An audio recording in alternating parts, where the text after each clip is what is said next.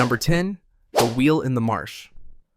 A team of Slovenian archaeologists was working a peat bog south of Ljubljana in March 2002 when they pulled a flat, dark object out of the mud. They almost took it for a rotten plank. It was a wheel, cut from 2 boards of ash, joined edge to edge with 4 wooden braces, a square hole cut at the center for an axle. The dig was led by Anton Velušček of the Ljubljana Institute of Archaeology at a pile-dwelling site called Stare Gmajne, where communities lived for thousands of years over standing water, building and rebuilding their homes on stilts. The whole landscape is now a UNESCO World Heritage Site. The mud did something the open air never allows. It sealed the wood air from oxygen for more than 5,000 years. So when the wheel came up, its oak axle came with it, still fitted through the hub. That almost never happens. Wood rots. Across nearly all of the ancient world, the earliest wheels survive only as clay models, painted images, and the ruts they pressed into old roads. The VERA laboratory in Vienna dated it, roughly 5,150 years old, near 3,150 BC. The oldest wooden wheel ever found. Older than the pyramids, older than writing. Look at how it was made, because the construction is the tell. The axle wasn't fixed while the wheels turned around it. It was locked to both wheels with oak wedges, so the whole assembly rotated as one unit, writing and bearings cut into the frame of the cart. The oak shaft ran about 124 centimeters. The ash disc measured around 70 centimeters across. A 2-wheeled push cart, built to move loads across ground that barely holds a footprint, and the joinery is too clean. The fit of wedge to slot, the balance of the 2 planks, the seating of the shaft, all of it is the work of someone who had built wheels before. This is not a first attempt. A first attempt is lopsided and abandoned. This one is competent, almost boring, in the way a thing is only boring when its maker has done it many times. Which means the Ljubljana wheel is not the beginning of anything. It's a survivor from the middle of a story we cannot otherwise read. A single frozen frame from a line of wheelwrights whose earlier were rotted into nothing in drier soil. It enters the record already finished, already ordinary at nearly the same moment it appears 1,000 miles away in Mesopotamia. We have the wheel. We don't have the workshop, the teacher, the failed drafts, or the name of the person who learned to do this well. The oldest wheel on Earth was never lost. It sat in the mud through the whole span of recorded history and waited for a road crew and a puzzled archaeologist to notice it wasn't a plank. Number 9. The Ice Age ceramics. A small figure of a woman, about 11 centimeters tall, fired hard as stone, with wide hips, heavy breasts, a blank face, and 2 shortened arms. She was lifted from the ground in 2 pieces on July 13th, 1925. Out of a layer of ash in a hearth on a Moravian hillside in the modern Czech Republic. The site is called Dolní Věstonice. The man running the excavation, paleontologist Karel Absalon, had already been digging there a year, uncovering a camp of mammoth hunters. What he didn't yet understand? These people had done something no one was supposed to manage for another 15,000 years. The figure is ceramic, clay, deliberately shaped, then baked in fire, until it hardened into a new material that doesn't soften again in water. She's roughly 29,000 years old, and she and a handful of pieces from nearby sites are the oldest fired ceramics known anywhere on the planet. The clay was local loess, tempered with crushed bone, fired somewhere between 500 and 800 degrees Celsius. These hunters didn't carve their world in stone or paint it on a wall. They modeled it in clay and baked it hard. A whole small menagerie of animals and human figures pulled out of earth and fire. The date is the whole problem. The pottery vessel, the bowl, the storage jar, the thing we usually treat as the birth of ceramics, doesn't arrive in this region for another 15 millennia. These hunters made no pots, no farming, no villages, no grain to store, nothing that obviously called for a container. They were following mammoths across a frozen plain, and in the middle of that life, they built kilns. The kilns are still there, domed fire structures of packed earth, ringed by the wreckage of what came out of them. More than 2,000 fired fragments from this one settlement: bears, lions, mammoths, horses, foxes, and owl. Almost all of them fired hard and then shattered. Here's where the workshop stops looking like simple trial and error. The clay was mixed with crushed bone and packed with water. Some researchers have proposed that the pieces were placed in the fire while still wet on purpose, at the exact moisture that guarantees they burst apart in the heat. This remains a contested reading rather than a settled conclusion, but if it holds, the shattering wasn't a failure of the craft. It was the point. It's an unsettling thought, the object made to be destroyed by fire in front of people, cracking and flying apart. We may never settle the question, and it's worth admitting how thin the ground is. What's smaller and stranger than any theory, in 2004, a detailed scan of the little clay woman turned up a fingerprint pressed into her surface. It belonged to a child, someone who handled her before she was fired, 29,000 years ago, and then walked out of history, leaving only that.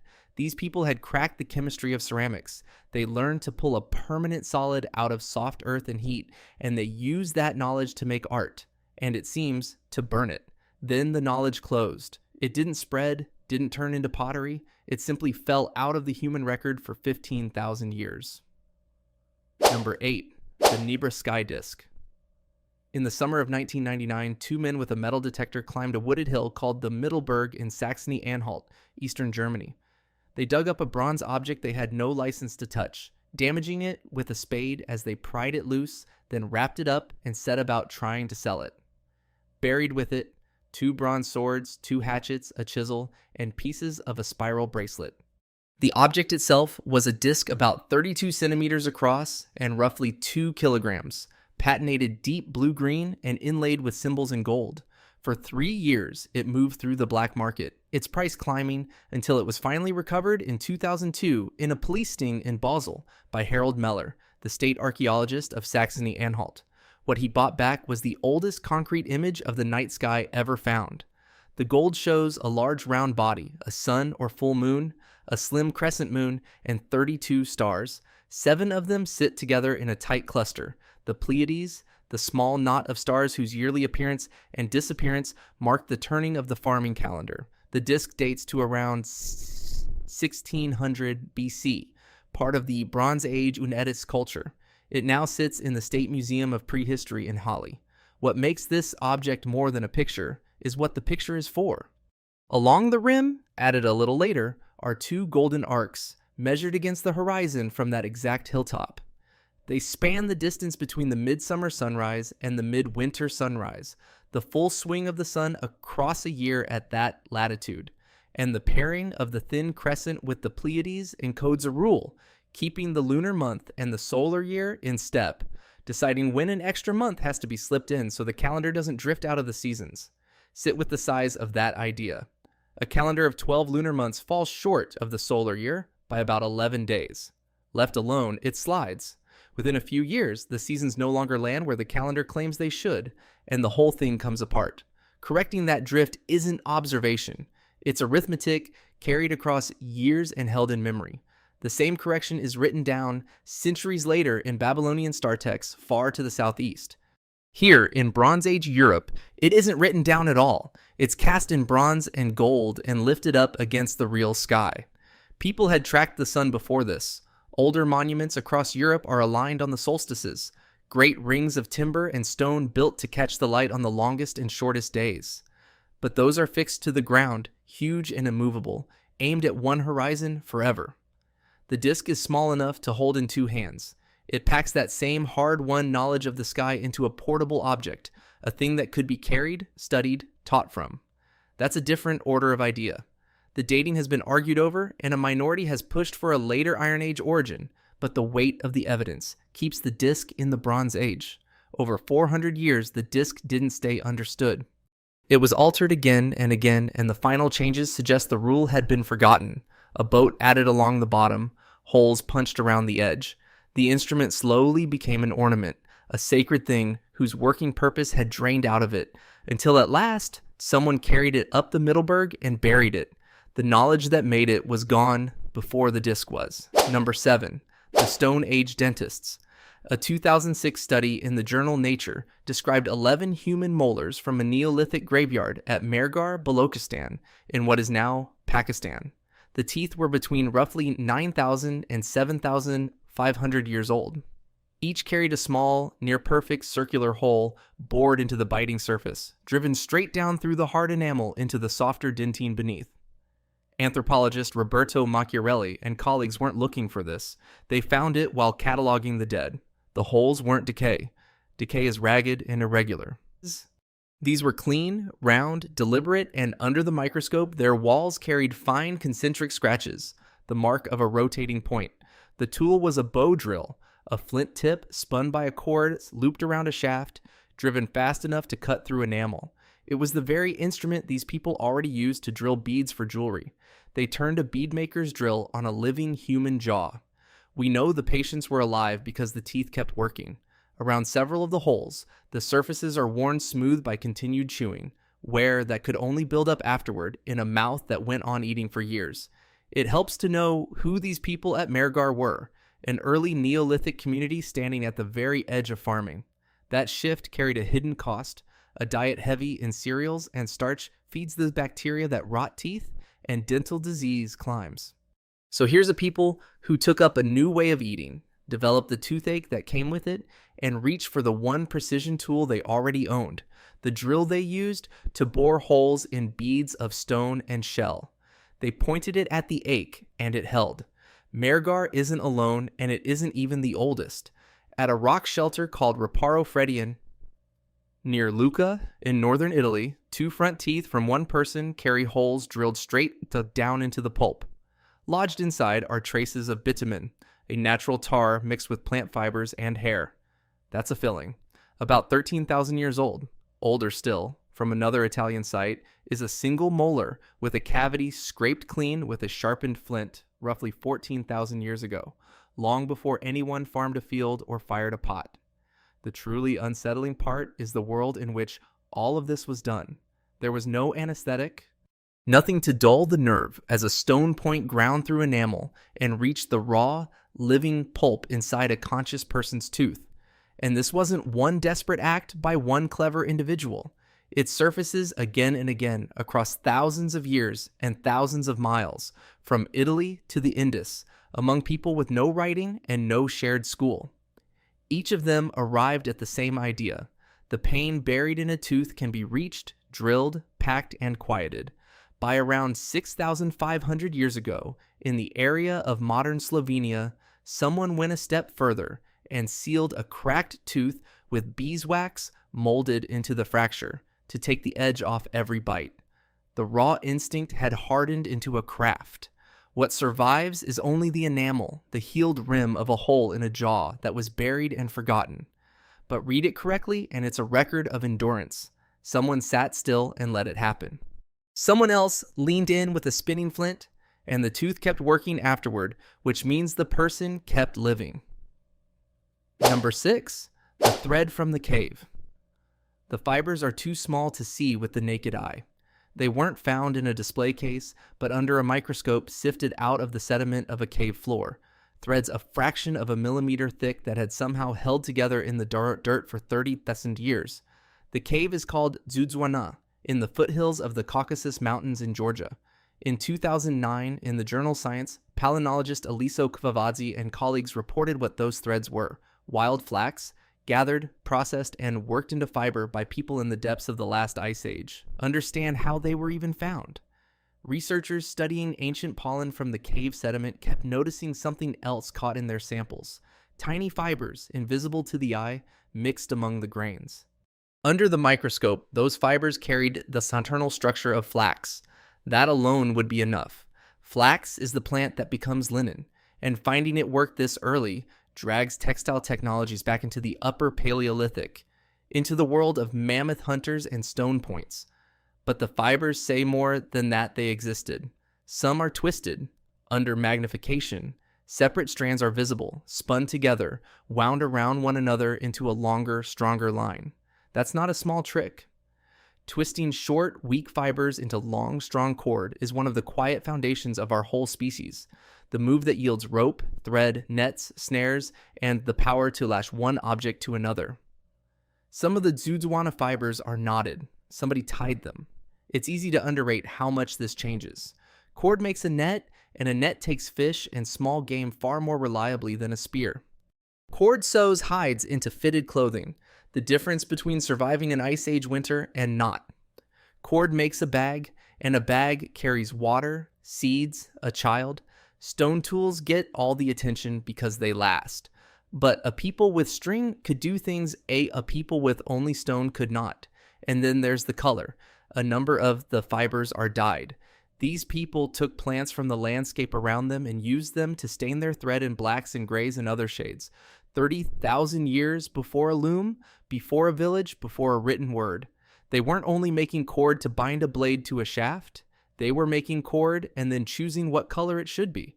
Worth noting plainly, the identification has been challenged, and fairly so. One group of researchers argued that microscope images alone can't prove the fibers are flax rather than some other plant, and Cavavadzi's team defended the reading. That debate is real. It doesn't touch the heart of the matter though. Whatever the exact species, these fibers were gathered, cleaned, twisted into cord, knotted, and colored by human hands in an Ice Age cave in the Caucasus.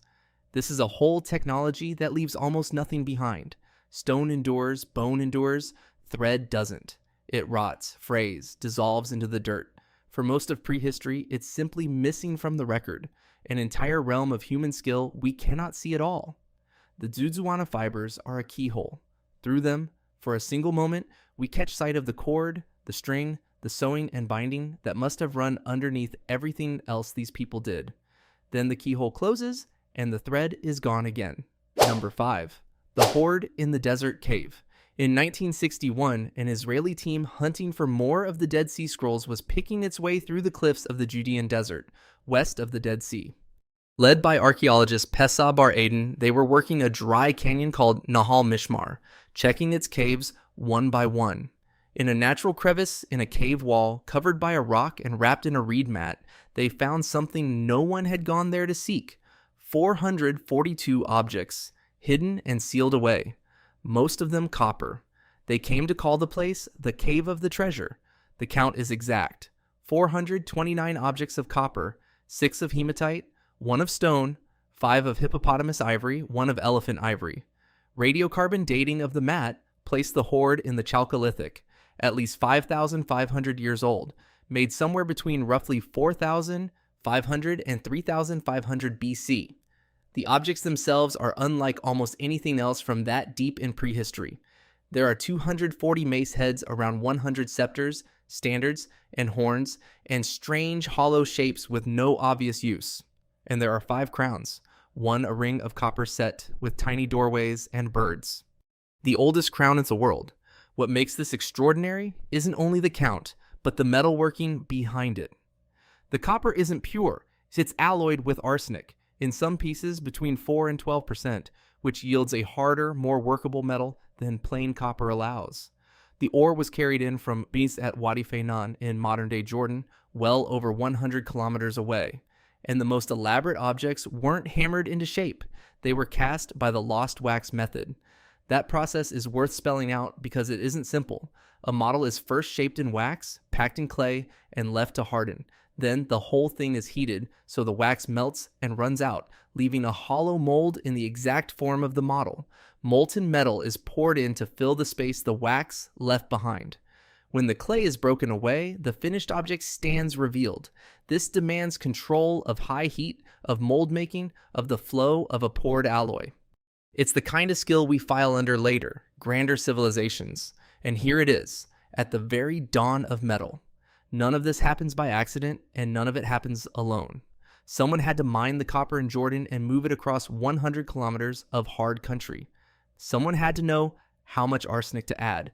Someone had to gather the fuel to reach the temperatures that melt copper, model the forms in wax, build the molds, and pour without ruining the cast. This is a chain of specialists, a whole economy of knowledge standing behind a people with no writing, no coins, and no cities in the sense we mean the word. So who were these things for? Almost none of it is practical. 240 mace heads with no clear sign that a single one ever struck a blow in anger. One reading, argued by archaeologist David Usishkin, and it's worth stressing, this remains a one interpretation among several rather than a settled conclusion. is that the whole collection is the furniture of a temple, a Chalcolithic shrine a few miles away at Eingidi that was abandoned, its sacred metal gathered up, carried into the desert, and hidden in the cliff. If that's right, someone stripped a temple in a hurry and never came back. That's where the hoard leaves us. The copper survives, arsenic and all, cast into crowns and scepters by people who understood metal centuries before we thought anyone could. What doesn't survive is the reason. Number 4, the crossing to a hidden continent. Australia has never once been joined to Asia by dry land, not even at the height of the last ice age, when sea levels fell and the map of the world redrew itself and land bridges opened almost everywhere else.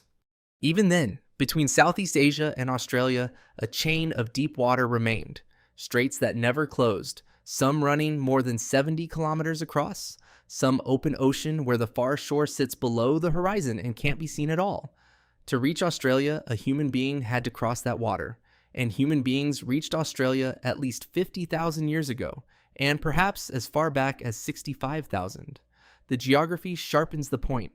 When the seas dropped, Southeast Asia fused into a single dry landmass, and Australia joined with New Guinea into another. But between them lay a band of islands and deep channels that no drop in sea level ever bridged. Water so deep, it stayed water through every ice age. Getting from one side to the other meant island hopping, and at least one of those hops meant losing sight of land entirely, steering across open sea toward a coast not yet in view. That's not a walk interrupted by a river. That's a sea voyage, planned and carried out again and again. But here's where a drifting accident stops being an explanation. A raft blown out to sea by chance doesn't carry a breeding population. It doesn't deliver enough men and women over and over to found a lasting people on an unseen continent. That takes boats built on purpose, and the will to push off toward a horizon with no visible land beyond it, trusting land is there. We have almost none of those boats. Wood doesn't last 50,000 years. The oldest boat anyone has ever physically recovered is far younger and lies far to the northwest, in a peat bog in the Netherlands near a village called Pessie. A dugout canoe, about 3 meters long, hollowed from a single Scots pine log with flint and antler tools, roughly 10,000 years old. When it first came up in 1955 during road work, people took it for a feeding trough. Then a museum curator built a copy and put it in the water. It floated, it steered, it carried a person. Hold those two numbers side by side. 10,000 years for the oldest surviving boat, at least 50,000 for the crossing to Australia. The gap between them is the measure of everything we've lost. For 40,000 years and more before our oldest physical boat, people were already building watercraft good enough to carry families across open sea, and every one of those vessels has rotted into nothing. At a rock shelter in northern Australia called Majid Bibi, archaeologists have dug through a deep stack of stone tools, ground pigments, and old hearths, dating the lowest layers to around 65,000 years. Those oldest dates are genuinely contested. Some argue the sediment was disturbed, but the true figure sits closer to 50,000. But even the cautious number leaves the same striking fact standing at the bottom of the trench. People were here, on a continent reachable only by sea, tens of thousands of years before any boat we can hold in our hands. We'll never see the boats. They're gone and they'll stay gone. But the people who built and steered them across that water didn't vanish. Their descendants have lived on that continent without a break for tens of thousands of years, one of the longest continuous human presences anywhere on Earth. Number 3, the paint workshop. In 2008, excavators working a cave on the southern coast of South Africa, about 300 kilometers east of Cape Town, uncovered 2 large seashells lying side by side in the sediment where they'd rested for 100,000 years. The cave is called Blombos. The shells were abalone, and the inside of each was coated in a dried red residue. That residue turned out to be the oldest known evidence of a human being making a compound on purpose. The find was published in Science in 2011 by a team led by archaeologist Christopher Hinchelwood. This wasn't a lump of pigment, it was a recipe. The people at Blombos took ochre, an iron-rich earth that gives up a red powder, and ground it on stone slabs. They crushed it together with fragments of heated mammal bone, with charcoal, with chips of stone, and with a liquid. Then they stirred the mixture in the bowl of the shell, probably with a slender bone, until it thickened into a spreadable, ochre-rich paste. The full toolkit was still there beside the shells. The ochre, the bone, the charcoal, the grindstones, the hammerstones. A workbench abandoned 100,000 years ago, left more or less as its owners had set it down. Set aside for a moment what the paste was for, and look at what the making of it proves. To do this, a mind has to hold several ideas at once, that these separate substances gathered from separate places will combine into something with a property none of them carries alone. It has to plan the order of the steps. Then it has to store the result inside a container for later, which means these two abalone shells are also among the oldest evidence anywhere of humans keeping a substance in a vessel. That's chemistry 100,000 years ago, worked by people who left behind no cities and no giant bones to flatter us. And it doesn't stand alone. In the same cave, the same deep layers, excavators have found pieces of ochre deliberately engraved with cross-hatched patterns, marks that carry no practical function and seem to mean something. For a long time, there was a tidy story about when the modern mind switched on, placing the arrival of symbols, planning, and art around 40,000 years ago in the painted caves of Ice Age Europe, as if something in the human head suddenly changed. Blombos breaks that story. A recipe held in memory, a compound made from many parts, a pigment stored in a shell, a stone marked with a pattern serving no practical purpose, all 60,000 years earlier at the far southern tip of Africa. The truly haunting thing is how ordinary the mind behind it must have been. This isn't a lone genius doing what no one else could. It's a routine, a workshop, a way of doing that these people simply had. The use of the paste is uncertain and may never be known. It might have colored skin or hides or objects, or served as a glue to fix stone into handles. We can't see the intent, but we can see the capability, and the capability is ours. The person grinding ochre in that cave 100,000 years ago was working with the same brain you're using to follow this sentence. Number 2, the tools on the hillside. It began with a wrong turn. In 2011, a field crew was working the dry western side of Lake Turkana in northern Kenya when a mix-up over their position left them somewhere they hadn't meant to be. The team, led by archaeologists Sonia Harmond and Jason Lewis, climbed a nearby rise to get their bearings. As they looked across the eroding ground, they saw stone that didn't belong there, stone broken on purpose. They had walked into a place that would push the beginning of technology back further than anyone thought possible. The site is called Lomic Y3. What they dug out was a scatter of more than 100 stone artifacts, worked by hand. Cores, the blocks from which flakes are struck, flakes, the sharp pieces knocked free, and heavy anvils, some large enough to need 2 hands against which stone was smashed. The largest pieces weigh more than 15 kilograms, blocks a grown adult can barely lift. This is knapping, the deliberate fracturing of rock to make a cutting edge, the foundation act beneath every tool tradition that comes after it. And it was being done here, on the shore of an ancient lake, in the stretch of East Africa we now call the cradle of humankind. They dated the site by reading the ground itself. The artifacts lay in undisturbed sediment, pinned between 2 known layers of volcanic ash, set against the record of the Earth's magnetic reversals locked into the rock. The date came back at 3.3 million years, not thousand, million.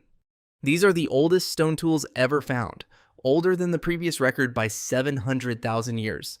Except the hands that made them weren't human. They couldn't have been. The genus Homo, the branch that holds us and every species we call human, doesn't appear until around 2.8 million years ago. The Lomekwi tools are 500,000 years older than the oldest human being who ever lived. Whoever knelt on that ancient shore and struck sharp stone from a core with a real grasp of how rock breaks was not one of us. It may have been an Australopithecine, the group that includes the famous skeleton called Lucy. It may have been Kenyanthropus, a creature whose fossils turn up in these same deposits. It may have been something we haven't yet found and have never named. Whatever it wasn't simply banging rocks together and getting lucky. The flakes at Lomekwi were struck with intent. Knapping stone well means reading the material, finding the right angle, swinging with the right force, and then repeating it. And the makers here could clearly do that. A mind planning a few seconds ahead, grasping cause and effect in the physical world inside a skull that held a brain not much larger than a chimpanzee's. There's a second thread pointing the same way in Ethiopia. Cut marks on animal bones dated to around 3.4 million years that look like the work of stone tools, older even than Lomekwi, though that reading is still argued over. Taken together, the two finds pull the origin of cutting stone back before our genus by a wide margin. It's a disturbing place to stand because it leaves a chance to sit with. If technology, the shaping of the world into tools, was already underway 500,000 years before our genus existed, then tool-making's knit the thing that made us human. It's older than we are. We didn't invent it. We were born into a lineage that already had it, the way a child is born into a language already being spoken all around it. The tools survive, sharp-edged and unmistakable, resting now in a Kenyan museum. But whoever first understood that a stone could be broken into a blade, 3 million years ago, in a creature not yet us, that face is gone. It's not coming back. Number 1, the black substance on the flint. The oldest thing a human ancestor ever manufactured is not a tool. It's the glue that held the tool together, and the people who first made it weren't our species at all. Start with the object, because it's easy to walk past. On 2 small flint flakes recovered from a clay pit at Campitello in Italy, there's a coating of hard, dark material wrapped around the stone. It's tar, not tree sap, which seeps out sticky on its own, but tar, a black substance that doesn't occur in nature in this form and has to be manufactured. Those flakes are at least 190,000 years old, and by that date, in that place, only one kind of human was present. Not us, Neanderthals. This isn't a single freak find. Tar-covered tools and worked lumps of tar turn up at Neanderthal sites across Europe. There's a pair from Königsau in Germany. There's a flint tool pulled up off the coast of the Netherlands, from the floor of the North Sea, still backed with the tar it was hafted with 50,000 years ago. The pattern is clear, and it's old. Long before our own species is known to have made any adhesive at all, Neanderthals were making this one, and making it well enough that the same substance appears again and again across a continent. Now consider what the tar actually is, because that's where it turns strange. It's made from birch bark, and birch bark doesn't give up its tar easily. It can't simply be set alight. To draw tar out of birch bark, it has to be heated to somewhere between 300 and 400 degrees Celsius and held away from air the whole time. If oxygen reaches it at that temperature, it burns to ash and nothing is left. The bark has to cook without burning, sealed off from the air at a controlled heat, held there long enough for the tar to gather and run. That's not fire tending. That's a chemical process. Dry distillation, carried out with no written instruction of any kind, by a people we spent the better part of a century calling brutish. For a while, there was a way to soften the shock, a suggestion that the tar might form almost by accident, that a roll of bark left in the right spot beside a fire could weep a little tar with no real skill involved. That's true for tiny amounts.